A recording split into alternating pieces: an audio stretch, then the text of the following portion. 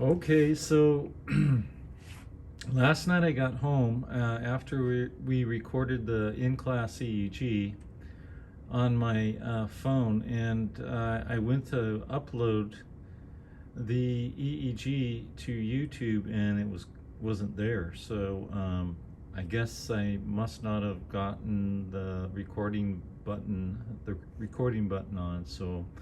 So I want to apologize to Luis. I'm really sorry about that. However, Natalia has recorded the whole thing, so she's gonna airdrop me the video next week. But I went back to the college today, and I'm gonna go over the EEG for especially Luis, but for all of you then also, and just to go over how you're going to score points on your final EEG recording for the intersession. Okay, so this is the start of the EEG. Okay, so the first part here, you're going to record 10 seconds of 10 seconds of calibration at baseline. So you know what we mean by baseline, that all these deflections here are right at the baseline. They're all going right down, and they're all very uniform. And so you want to record 10 seconds of baseline. You're going to get scored on that. So you have to record 10 seconds at baseline of mechanical cal. And then you're going to switch to a bioref cal, and you're going to record 10 seconds at baseline on bioref, and that's pretty much 10 seconds here. This F4 is drifting a little bit, but I guess that's okay. And then so you're going to get you're going to get points scored for that, and then you're going to get points scored for doing the impedance check on the bioref cal. Okay, then you switch to a bipolar montage, a longitudinal bipolar montage. And you can choose whatever one you want. I like the left over the right hemisphere, but it doesn't really matter. We have the left over right temporal and left over right parasagittal, whatever you want. But you're going to get scored for at the beginning of each montage. But this montage here, you're going to get scored for putting the eye position, eyes open or closed, their state of consciousness, awake, drowsy, sleep, confused, whatever.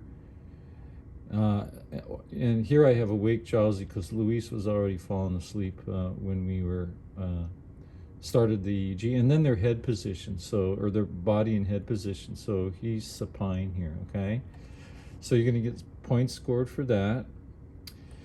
And then fairly immediately after that, you're going to have them open their eyes here and close their eyes, but their eyes have to be open for 10 seconds, okay? And then you have to repeat it again, all right, for 10 seconds, all right? And I think last night when we were recording, this was only 7, so I went back and did it again for 10 seconds, okay? See that? Eyes open, eyes closed. Just checking the reactivity of the alpha, okay? And then we're gonna I'm gonna score you on alerting the patient, okay? So you're gonna have to alert the patient for 2 minutes, okay? So you're gonna have to ask them questions for 2 whole minutes, okay? That's next. So we'll go through that. Okay, that was 2 minutes, and then on each montage you have to annotate an eye movement, which I did here, and then you have to annotate a head movement right here. Okay, so you get points for that. Okay, and then you have to turn the high frequency filter down to 30 hertz for 30 seconds, okay? And then you have to turn it back to 70 hertz. That you only have to do that once, and at any point during the recording. I don't care where you do it. Just want you to kind of play with that a little bit. So turn the high frequency filter down to 30 hertz for 30 seconds. So I did 30 seconds. and then I turned it back to 70 right here. So remember, you have to document all this on the EEG. You have to annotate this to get points, okay? Just to remind you. Okay, so I think that's the last thing we did for points in this first montage, this first bipolar. Oh, and you have to run the bipolar, all of the first three montages, the bipolar, the transverse, and the referential for 7 minutes. So you get scored on that. So we ran the bipolar for 7 minutes, okay, and then we switched to the transverse montage. And right away we have, you have to put in the eye position, eyes closed. He was awake and he's supine here, okay? So you get points for that. And I don't know if you remember, but there's a little electrode pop right at P3 there. That's what they look like. You have that real quick downward slant, and then you have kind of a slow return to baseline. And remember, these pops only occur in one electrode, okay? So they usually don't spread like a spike does to adjacent electrodes. So that's an electrode pop right there, and we're going to go over more of those in the next semester. Okay, so I think you have to run 7 minutes on the transverse, and I think on this montage we turn the low frequency filter down to 0.5 hertz for 30 seconds, okay? And you only have to do that once on anywhere in the record for points, but you have to document it. So low frequency filter down to 0.5 hertz. Remember, when you turn the low frequency filter down, the amplitude of the slow waves increases, and we kept that on for 30 seconds, and then oh wait, did we turn it back? I turned it back somewhere. Right here. Oh no, down to 0.5 hertz, okay? And then you have to do another eye movement. You have to document another eye movement, okay, on this montage. And you have to document a head movement, okay? And then I think, did we not turn the frequency? Oh yeah, and then we turned it back to 1 hertz, okay? The low frequency filter back to 1 hertz right here, okay? So you have to leave it on at least 30 seconds. If it goes longer, that's okay. I don't care how long you take to record this test, but you know, try to make sure you get all the details in that I pointed out in the handout, okay? And then we turn the high frequency filter to 5 hertz for 30 seconds. You only have to do that once during the recording. So here it is right here. We turned it up to 5 hertz. And if you notice, when you turn the high frequency filter up, that shortens the time constant, and it actually decreases the amplitude of slow waves, okay? And then we turned it back to 1 hertz, so you have to document that. Okay, so now the low frequency filter changes are all done. And then I think we just ran till we hit the referential. Okay, so we did 7 minutes, no less than 7 minutes on the transverse montage. Okay, now we went to the referential montage. Again, you have to put the eyes open or closed. Their mental state or state of consciousness was awake and drowsy. Here he is, and then he's supine. And then you have to document an eye movement on this montage, and you have to document a head movement on this montage. And then we turn the sensitivity up to 5 microvolts per millimeter. I'm sorry. Yes, we turned it up to 5 microvolts per millimeter.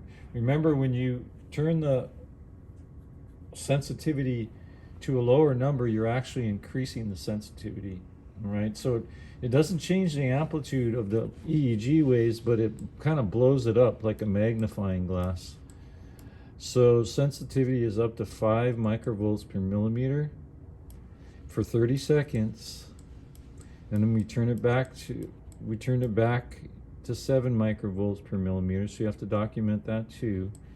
And then we turned it down. So When you turn the sensitivity down, you're going to a higher number, and that actually decreases it kind of makes the EEG look smaller on the screen. Okay, it kind of attenuates it, even though the amplitude is the same. So basically, this is the display gain. Okay, so we're just either blowing it up or we're kind of making it smaller. So we turned it down, the sensitivity down to 10 microvolts per millimeter. And if your patient gets drowsy, make sure you annotate drowsiness and asleep if they get into those states. Okay, and then we turn the sensitivity back to 7 microvolts per millimeter. Okay, so you only have to do that once also during the recording at any time. Okay. Now we ran out. We were gonna try to wait and see if he fell asleep to see some vertex sharp waves. So we're starting to see some vertex activity here, but he never really did get into a good stage 1 sleep, and so we just decided we'd run the 7 minutes. And here is a little bit of an arousal. We made a noise, and his EEG kind of jumped. You see these little sharp waves here, kind of sharply contoured waves throughout the recording. When we kind of aroused him a little bit, there was some noise. And then then we went back to the bipolar to do hyperventilation and photic stim. Okay, so when you go back to the bipolar, you have to put the eye, again, you get points for putting the eye closed, wake, drowsy, supine. Okay, and then I asked you for points. You have to wait 2 minutes before you start the hyperventilation. Okay, so wait for 2 minutes before you start the HV procedure. Okay. All right. You don't have to do head movement or eye movement on this montage. You don't have to document that unless you actually see it. You can, I recommend, annotating as much as you can on the EEG, just so you can keep alert and paying attention to the EEG.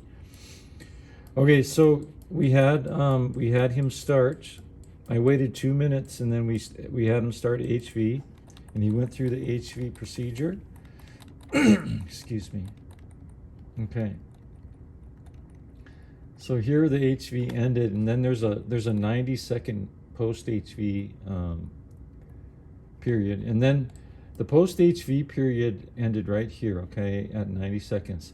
Now you have before you do the photic stimulation, you have to wait 2 minutes. Okay, so you have to record another 2 minutes before you do that.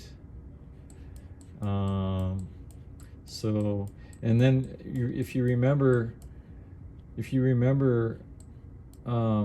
Luis moved around here, and then all of a sudden we got the 60 cycle on the EKG.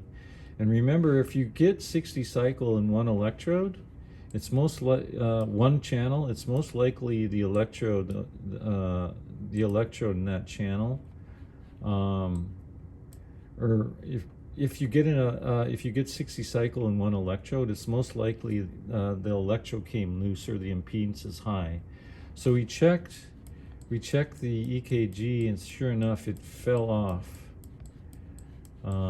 If you could see all the 60 cycle writing on top of the EKG. So I went over and fixed it and put it and taped it back on somewhere around here. Didn't I? Thought I did. Really? Did I let that run the whole? Oh yes, I caught it during the photic stim. I let it run for a while because I was probably busy talking. Okay, so this is way past 2 minutes post HV. So now we started the photic stimulation, and you let the you're not going to be graded on this, but try to let the photic stim for about 5 seconds or so you can see any driving responses, and then have them open and close their eyes for 2-3 seconds. And then it'll just go through. It's all programmed, so it's just going to go through, and every time it starts flashing, wait for about 5 seconds and then have them open and close their eyes for 2 or 3 seconds, okay, on each frequency. Okay, here's 5 hertz, eyes open, eyes closed, wait a few seconds. And then I pause the photic stimulation right here to fix the EKG. And here you can see I'm just, you know, trying to put it back on his chest, on Luis's chest, and then you can see the EKG pop back up, and it looks pretty good now. The 60 cycle is gone, probably because the impedance is down in that left EKG lead. Okay, and then we resumed it, and we see it's at 7 hertz, the frequency of the flash. Waited 5 seconds, then eyes open, eyes closed. 9 hertz, eyes open, eyes closed. 11 hertz, 13, 15, 17, 19, 21, and that's it. Okay, and then lastly, what we did, you have to do for points, is you have to have them open and close their eyes at the end of the test twice for 10 seconds. Okay, so here I had Luis open his eyes, blinking here, these little blinks, and then he closes his eyes, and then he opens his eyes again here and closes his eyes, and then lastly, so you get points for the eyes open and eyes closed at the end too. And then lastly, you do the bioref calibration for 10 seconds at baseline, okay? And then you do the impedance check, okay? So you get points for the 10 seconds at baseline, do the impedance check, and then you put on the mechanical cal at the standard settings of 1 hertz, 70 hertz, and 7 microvolts per millimeter, and you run 10 seconds. When all the channels return to baseline, you run 10 seconds, and then you're done. Okay, then you can just close out your file. Okay, so that's it. So that's what's going to happen next week, when you practice, and the week after when we actually have the exam and we score you on it. So good luck.